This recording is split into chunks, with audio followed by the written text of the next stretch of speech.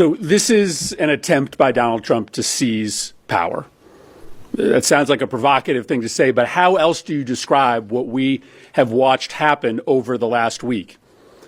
The broad immunization of political violence, the illegal firing of inspectors general there to make sure that the money of the taxpayers isn't stolen.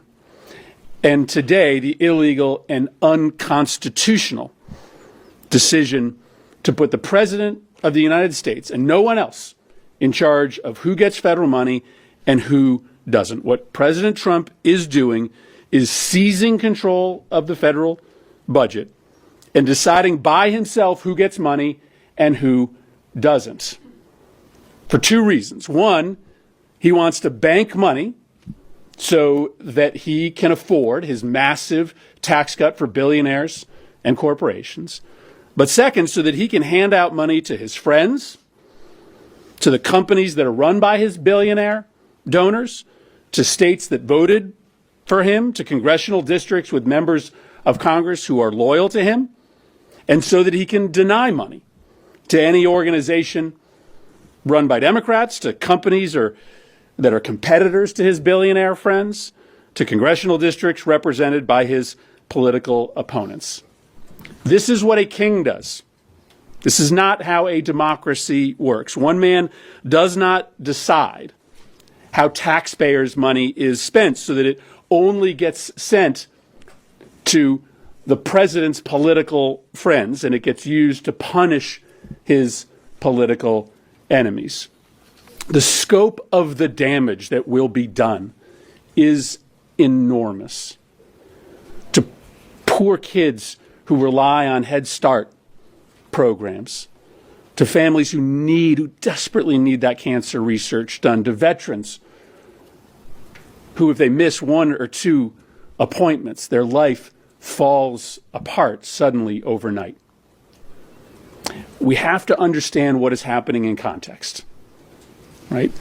The president wants you to be distracted by the day-to-day announcements, but put together the pardoning of the violent rioters, the firing of the inspectors general, and today, the stoppage of federal funding, leaving the decision only to the political whims of President Trump, represents the gravest, most serious constitutional crisis of our lifetime, one that threatens to undermine the very premise of American democracy.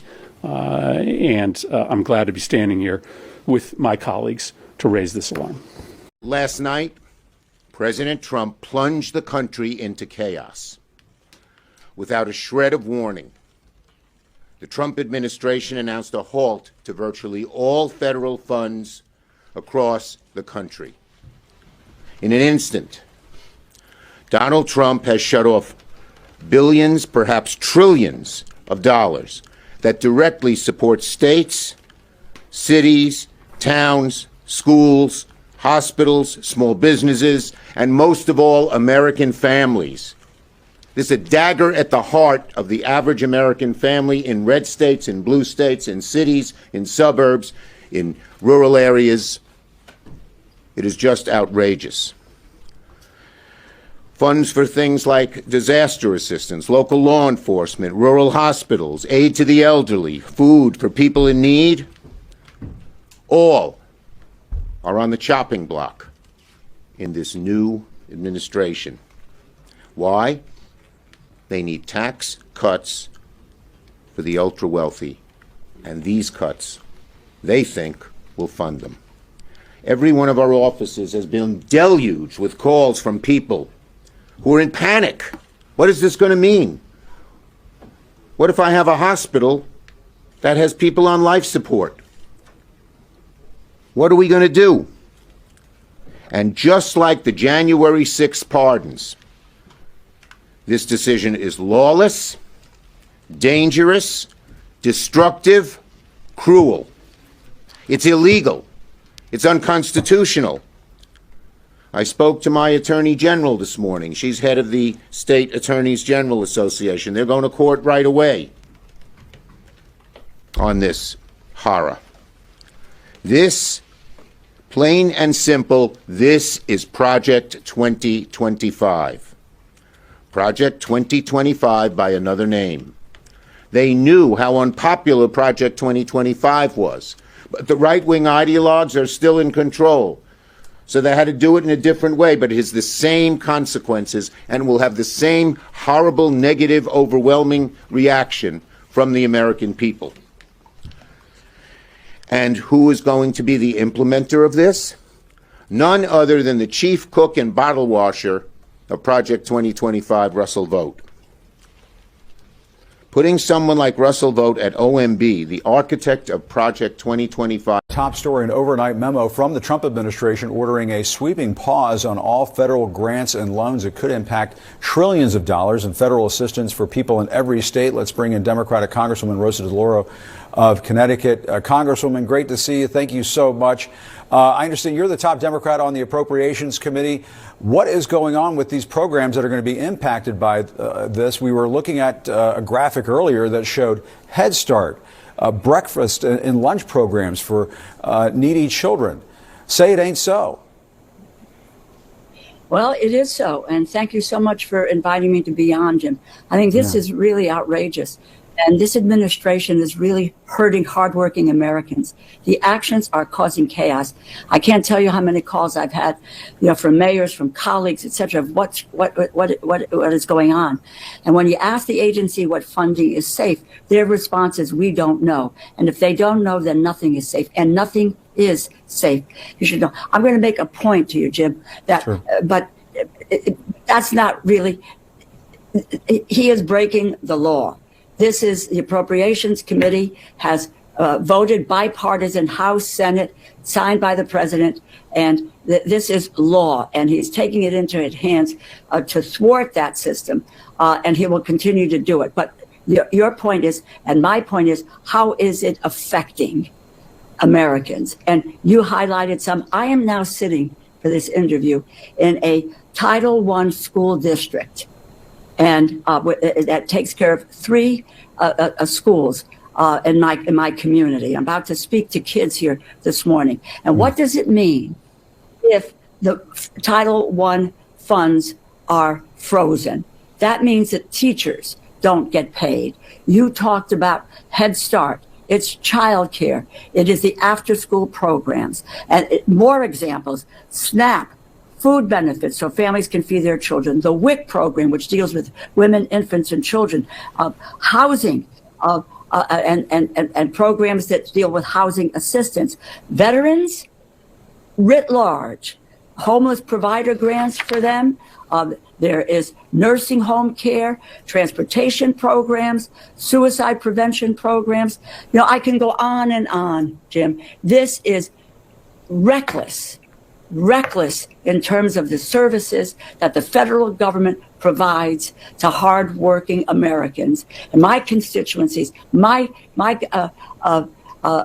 constituents, who are going to be hurt. And this is in every city and town across this country. And it is in violation of the law, in violation of the Constitution. Well, and you and Senator Patty Murray of Washington State wrote a letter to the White House saying, quote, we can put this on screen, we write today to urge you in the strongest possible terms to uphold the law and the Constitution and ensure all federal resources are delivered in accordance with the law. Massachusetts. It's great to see you. You have written a lot of letters. I can't wait to see more letters. And there's so much I want to talk to you about, but I just wanted to talk about what I just laid out, which is this litany of things that Trump focused on last week. You wrote a letter with 20 Senate Democrats, today. And you noted in that letter there are a lot of things he can do. I mean, he can increase competition. He can deal with price gouging, things that will actually lower costs for people. Makes sense. Sounds great to me. Right. Wish he would do it, and probably everybody watching. But I doubt he will do any of that. Do you have any hope he will do it? So, look, either he will do it, which is really good for the American people. There are a lot of folks who are struggling to make it to the end of the month. Prices are going up. Price of eggs. $3.65 last November. The latest I've seen is $4.25. So there's a lot he could do. I hope he does it. But if he doesn't, then it is our job to hold him accountable. And right now, it's about focus. It's just you got one of the words quoted in there. He kept using the words immediately. I will do this immediately when he ran. He said on day one. And it's not only that he hasn't moved the needle, it's that he hasn't even indicated he knows where the needle is or cares very much. And I think that's the part we have to keep bearing down on. His failure to even try to move in the direction of lowering costs is a betrayal of the American people. I think this is such an important point. He has not used the bully pulpit. He has not used any opportunity to lay out a plan, to speak to it. That should be sticking out to people as well. There was an IG purge on Friday night, and 18 IGs were fired, which is such a significant step. It makes it their accountability. They keep Democrats in control. They keep Republicans. They are not a partisan entity. You posted that Donald Trump is, quote, dismantling checks on his power and paving the way for widespread corruption. I took that to mean he's going to put his people in place and they're not going to hold to account government like they should. But what did you mean by that? So it's exactly that. Look, the IGs, can I say this, are really kind of the most boring people on earth. And I mean that in a good way. We love nerds here. I do. Boring totally is good. into nerd. Because the whole point is they just make sure you follow the rules.